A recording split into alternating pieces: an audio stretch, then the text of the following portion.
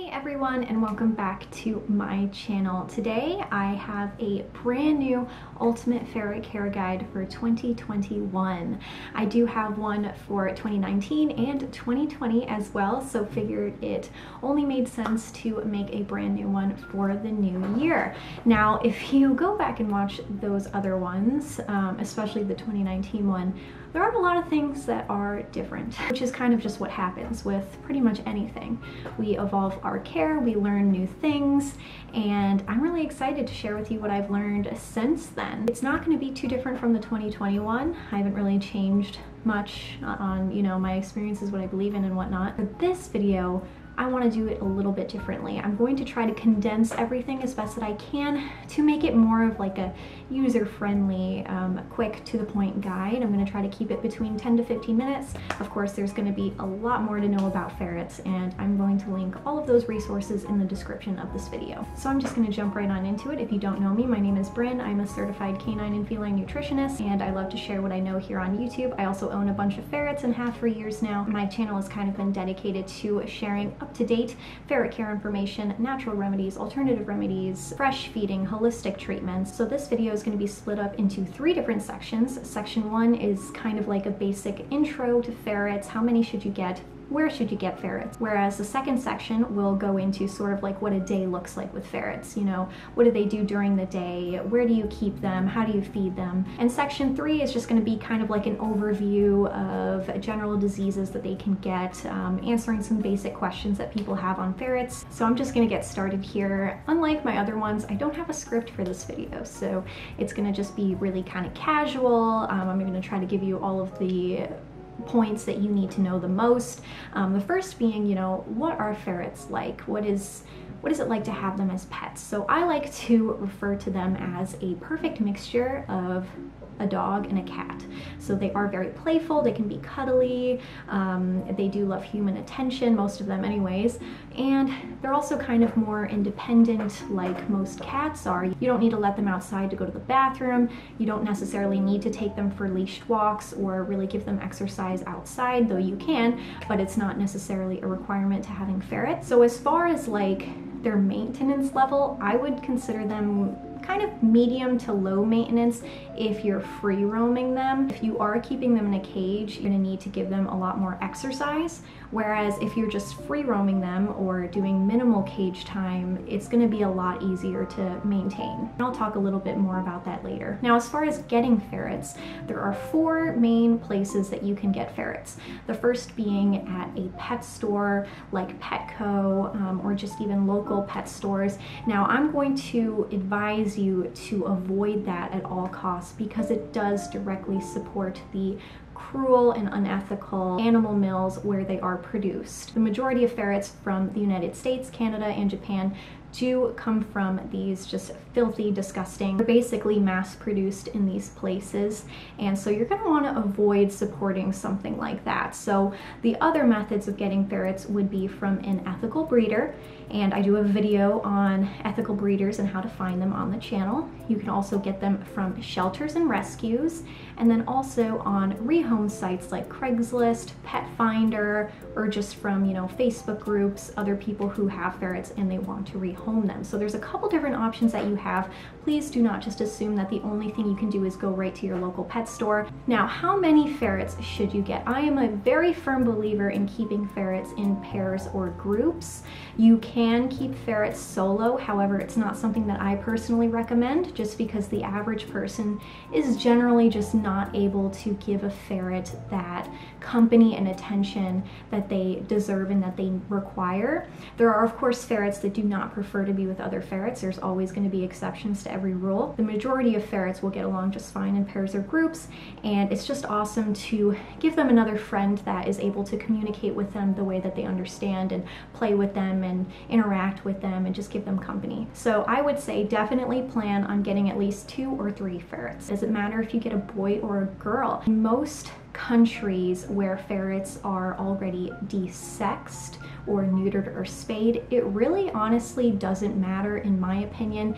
In my experience, the males are more robust and kind of more mellow. That's just what I've experienced. I do have a lot of males, but I do have 2 females, and they are definitely a lot smaller and feistier, but that's of course not going to be the case with every ferret. If you're just getting already altered ferrets, it honestly really doesn't matter. Go with your heart, meet these ferrets in person, and just see who clicks with you. What age ferret should you get? I highly recommend for the newbie ferret owner to not start with a baby ferret. They are just much more difficult. They're definitely a lot more complicated than a middle-aged to older ferret. Of course, older ferrets above the age of 4, I would say, do tend to have more health complications down the road. Of course, that shouldn't deter you from getting senior pets. Senior pets are awesome. For the average, new ferret owner, I would recommend like a middle-aged ferret between the ages, I would say, of 2 and 4. Ferret lifespan varies greatly depending on your location. If you're living in Europe,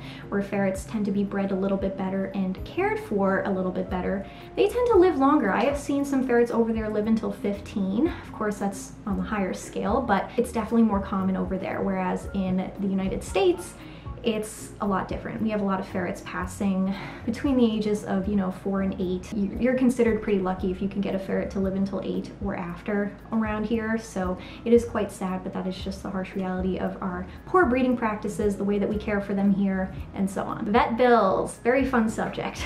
Ferrets are not cheap when it comes to vet bills.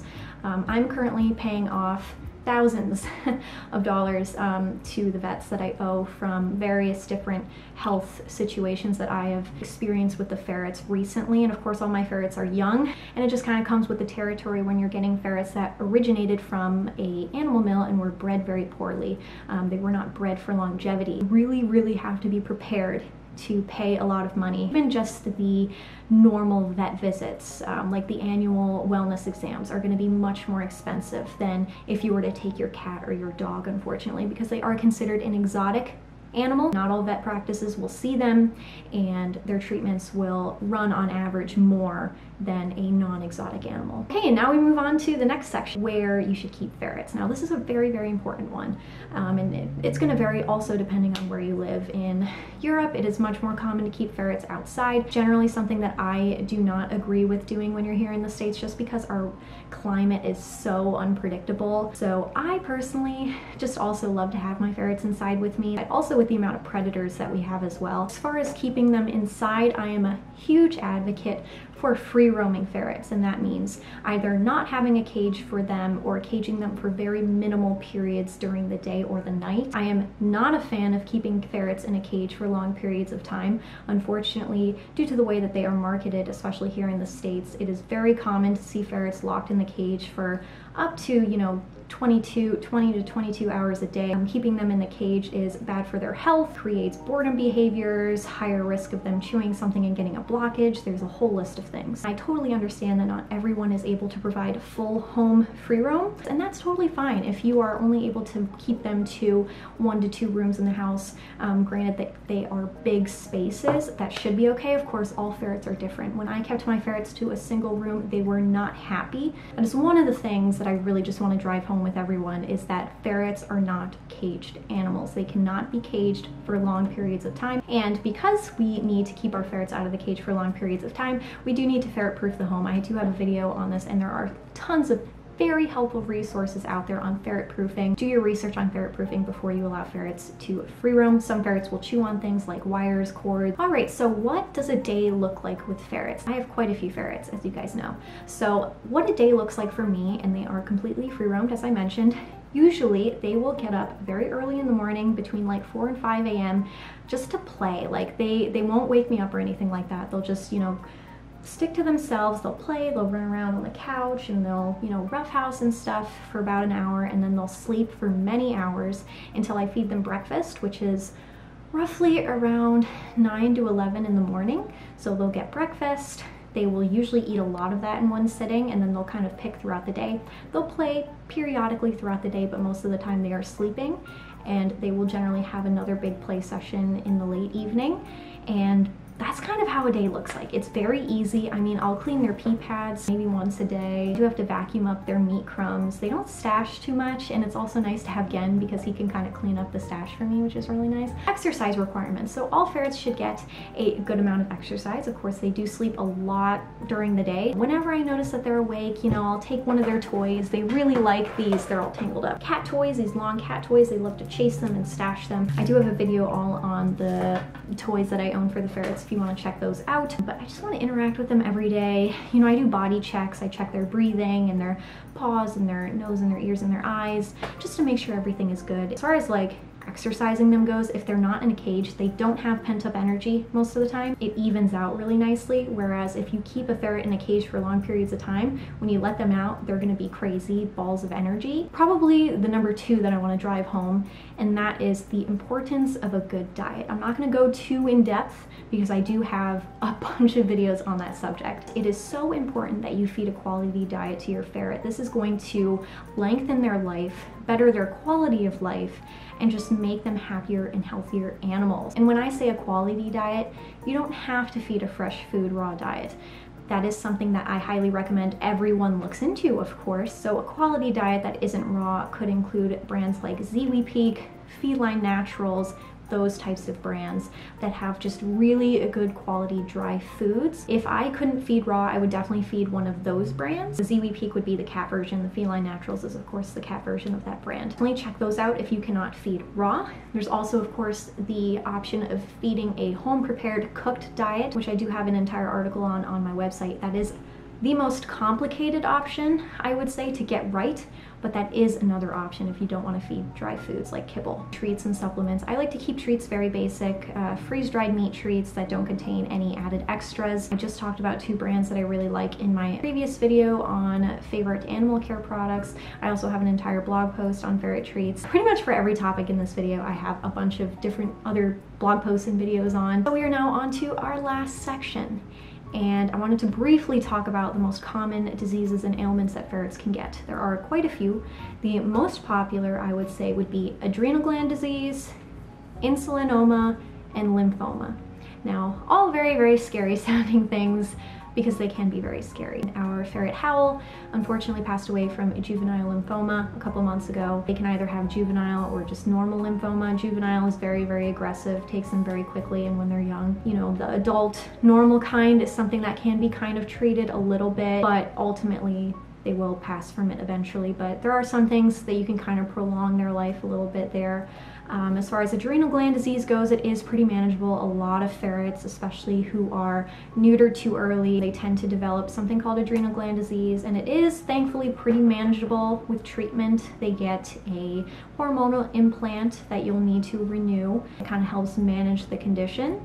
Now with insulinoma, it's also fairly manageable, but it is a cancer, so it can be very, very deadly if they don't have treatment. But those are kind of like the big 3 that ferrets experience the most. There are of course a whole list of things that unfortunately ferrets can suffer from.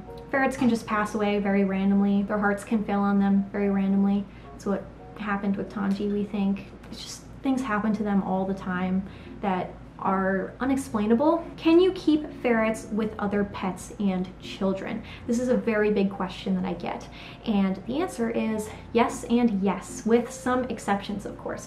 Ferrets should not be kept around other prey animals such as rabbits, guinea pigs, hamsters, rats, birds. You're going to want to keep them very, very, very separate. As far as with children, ferrets tend to be quite bitey, so you're going to want to be very careful and monitor them around small children. I probably wouldn't let ferrets around small children until they are of age to really listen and understand that they need to be gentle with the animal.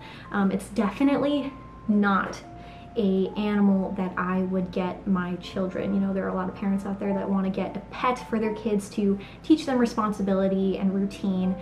Ferrets would not be on my list of animals to do that with, and honestly I don't even really like that whole concept in general. Any animal that I get will be my animal, not my children's, because they are incapable of even taking care of themselves. So they're unable to care for another living, breathing animal that can't even speak. Did want to briefly touch on, and it's something that I always forget to talk about in these types of videos, and that is ferret smell. That is the most popular question with people who are interested in ferrets. How bad is their smell? Now, if you're free roaming, their smell is pretty manageable. Of course, when you have guests over, they come in and it's kind of like, whoa, you know, like musty, something that you get used to very quickly. Definitely not overwhelming. Can be if you're not keeping up with their cleaning. It can be if you keep them in a cramped cage. And I do have 6 questions here that I want everyone to ask themselves before actually going out and getting ferrets. These are all very important questions. There are, of course, many more, but these ones I just really want to drive home. You need to ask yourself these questions before getting pretty much any animal. So the first being, am I able to afford hefty vet bills that can come at any time? Very important. A lot of people get ferrets and they say, you know, I'm saving up currently so that if something happens in the future. But things can happen like 5 minutes after you say that, you know, the next day, the next week. Number 2 is, am I able to keep them for upwards of 10 to 15 years if I'm lucky?